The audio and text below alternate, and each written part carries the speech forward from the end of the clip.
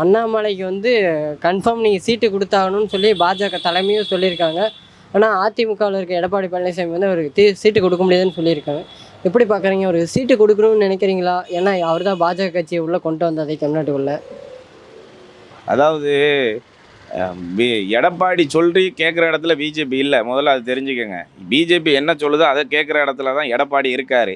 BJP அதையும் மீறி வலிஞ்சு எடப்பாடி இங்கே புஷ் பண்ண முடியாத காரணம் என்னென்னா, இங்கே உள்ளுடைய மக்களுடைய எண்ண ஓட்டம் தெரியும். இதே வட மாநிலமாக இருந்தால் எடப்பாடிகிட்ட சொன்னதை செஞ்சு காரியத்தை சாஞ்சிருவாங்க. தமிழ்நாட்டில் அப்படி செய்ய முடியாது. தமிழ்நாடு மக்கள் விழிப்புணர்வு அடைந்த மக்கள், அவங்கள வந்து அவ்வளோ சீக்கிரம்லாம் நீங்கள் என்ன செஞ்சாலும் கண்டுபிடிச்சிருவாங்க.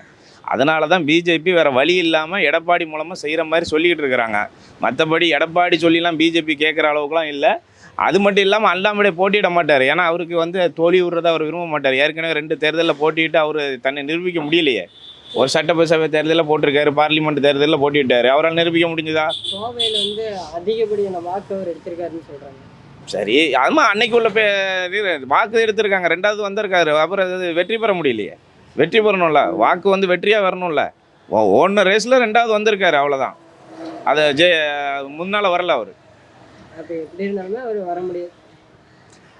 ஏங்க, ஒரு கட்சி யாருக்கு சீட்டு கொடுக்கணும் கொடுக்கக்கூடாதுன்னு முடிவு பண்ண வேண்டியது அந்த கட்சி. இன்னொரு ஆள் வந்து சொல்ல முடியாது. இப்போ அண்ணாமலை போட்டியிடணுமா வேணாமான்னு பிஜேபி முடிவு பண்ணணும், அண்ணாமலை முடிவு பண்ணணும். அதை அதிமுக முடிவு எடுக்கிற இடத்துலையும் கிடையாது. அதுக்கான ஆளுமையும் எடப்பாடிகிட்ட கிடையாது.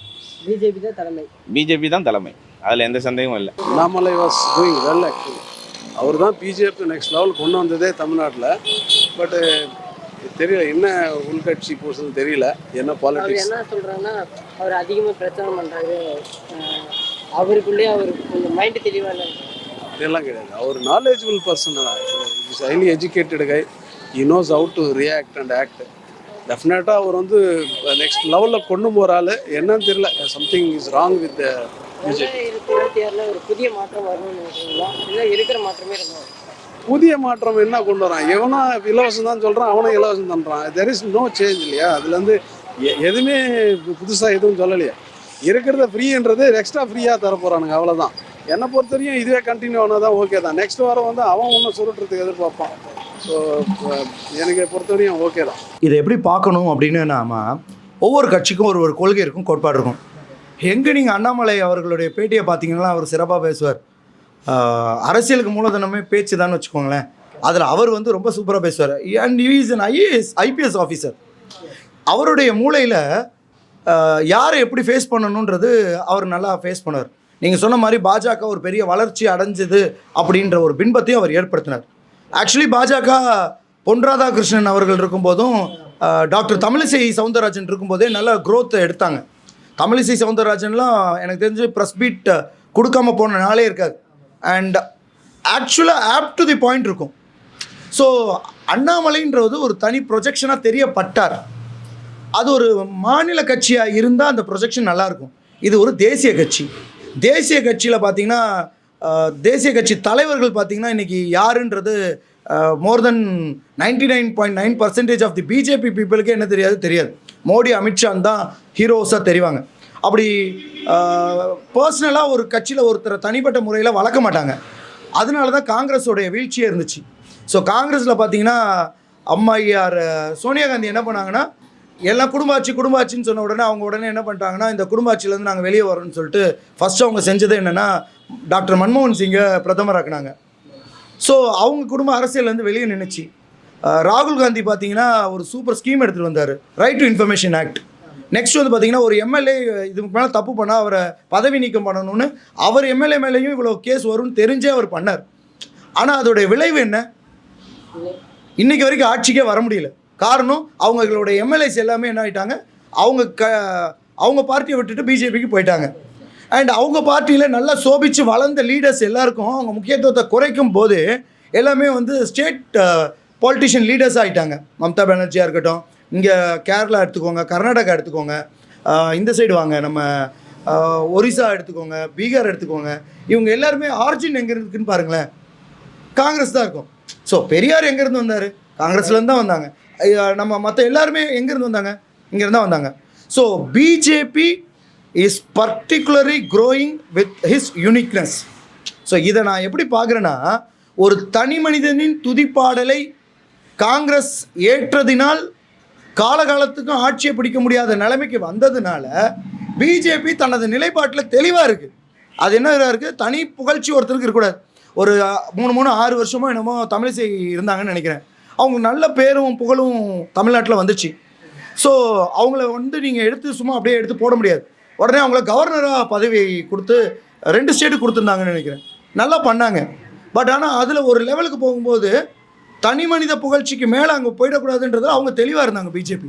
ஸோ அவங்க என்ன பண்ணாங்க, அவங்கள ஸ்டெப் டவுன் பண்ணி அவங்கள தேர்தல் களத்துக்கு வர வச்சு திருப்பி அவங்கள ஃபஸ்ட்லேருந்து எடுத்துகிட்டு போகிறாங்க. ஸோ இதே மாதிரி பிஜேபி அதுக்கு ஒரு நல்ல ஆர்எஸ்எஸ்ன்ற ஒரு பேக்கப் இருக்குது. அந்த ஆர்எஸ்எஸ் கரெக்டாக அந்த கட்சியை வழி நடத்துது. ஸோ அவங்க யாரை எப்போ தூக்கணும், யாரை எப்போ இறக்கணும், யார் கூட யார் பேசணும், எந்த கூட்டணிக்காக எதை எப்படி பேசணும், அதெல்லாம் அவங்க தெளிவாக பார்த்துக்கிட்டு இருக்காங்க. இன்றைக்கி வரைக்கும் கரெக்டாக பண்ணுறாங்க. நம்ம எப்போவுமே ஒன்று விஷயம் தான் கற்றுக்கணும். நெருப்பை தொட்டால் சுடுன்னு நம்ம தாத்தா பாட்டி நமக்கு சொல்லி கொடுத்துருப்பாங்க. அப்பா அம்மா சொல்லி கொடுத்துருப்பாங்கன்னு எனக்கு தெரியாது. தாத்தா பாட்டி சொல்லி கொடுத்துருப்பாங்க. முதல்ல சொல்லி கொடுத்த விஷயமே அதாக தான் இருக்கும். தண்ணியில் போய் மூழ்கக்கூடாது, குளிர் ஜுரம் வந்துடும்னு. இதெல்லாம் எதுக்காக சொல்லி கொடுப்பாங்க, நம்ம தப்பாக போயிடக்கூடாதுன்றது. அதே மாதிரி நெருப்பை தொட்டால் சுடுன்னு கற்றுக்கிட்ட பாஜக அதை செய்யாது. ஸோ அவங்க அதுக்கான கரெக்டான முடிவு எடுப்பாங்க. அரசியலுக்கு வேணால் எடப்பாடிக்கும் அண்ணாமலைக்கும் சண்டை அப்படின்னு சொல்லிக்கலாம். அண்ணாமலை எடப்பாடியை டார்கெட் பண்ணுறாரு அப்போல்லாம் ஒன்றுமே கிடையாது. அரசியலில் 2 பேரும் ரொம்ப க்ளோஸான நண்பர்கள், 2 பேரும் நல்லா ஜாலியாக உட்காந்து பேசுகிறத நான் என் கண் கூட பார்த்துருக்கேன். அண்ணாமலைக்கு எடப்பாடியை பிடிக்கும், எடப்பாடிக்கு அண்ணாமலை பிடிக்கும், அண்ணாமலைக்கு ஸ்டாலினை பிடிக்கும், அண்ணாமலைக்கு கலைஞரை பிடிக்கும், எடப்பாடிக்கும் ஸ்டாலினை பிடிக்கும். பட் அரசியல் கான்செப்ட்னால வேறுபடுறாங்க, அவங்க கொள்கையில் வேறுபடுறாங்க. அவங்கவுங்க பிடிப்பின் கொள்கை தலைவர் படி தமிழ்நாட்டை வழி நடத்தணும்னு நினைக்கிறாங்க.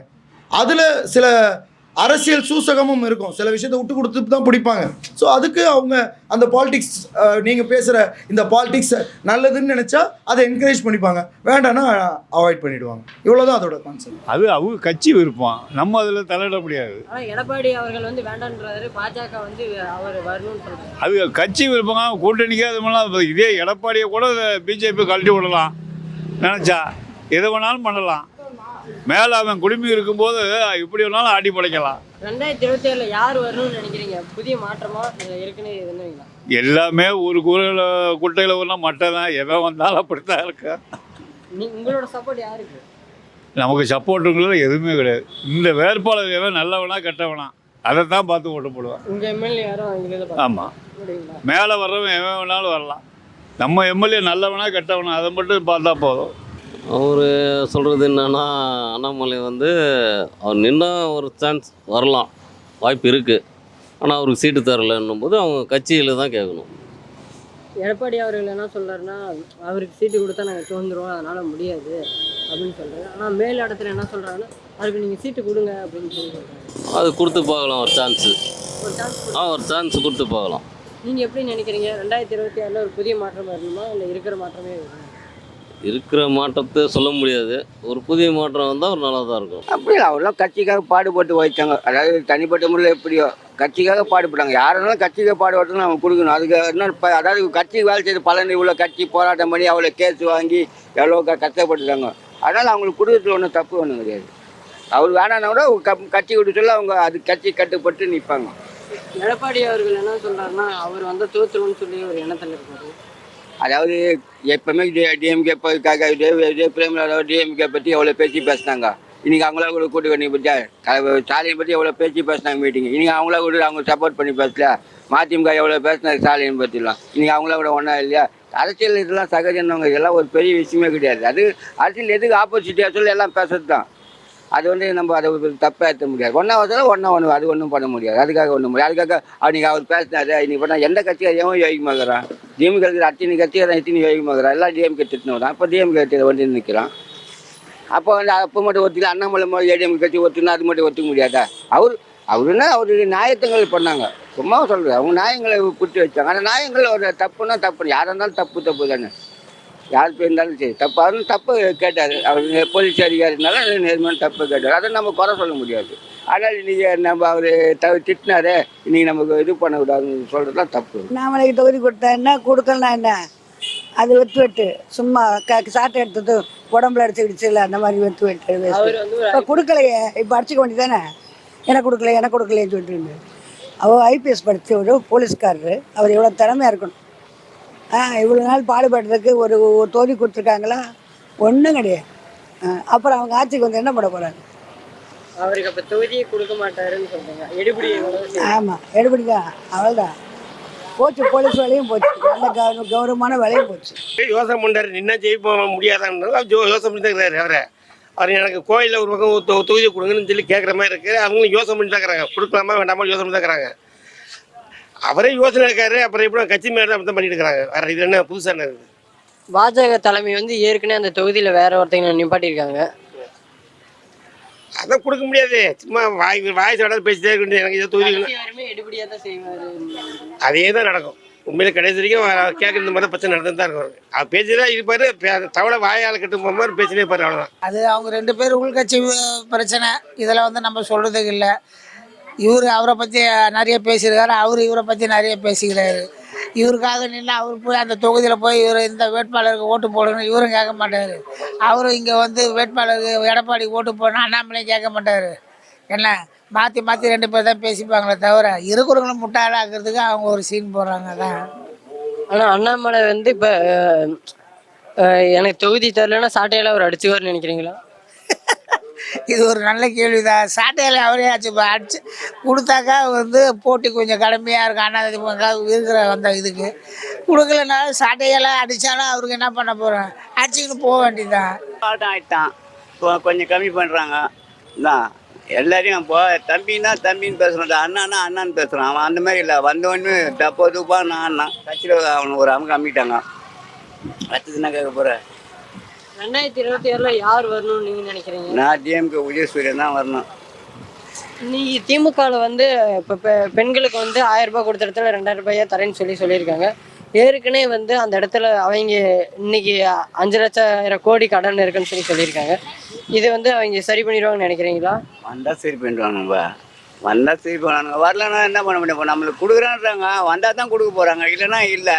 இது வரைக்கும் கொடுத்த வரைக்கும் ஏதோ மக்கள் சந்தோஷமாக்குதுல்ல. 1000 ரூபாய் கொடுத்தாங்கடா.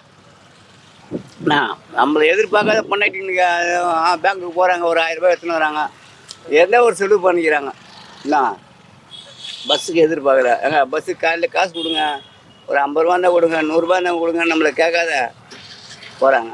இது வரைக்கும் நல்லதான் திருப்தியாக தான் பண்ணினுக்கிறாங்க. இதுக்கு மேலே எப்படியோ தெரியாது.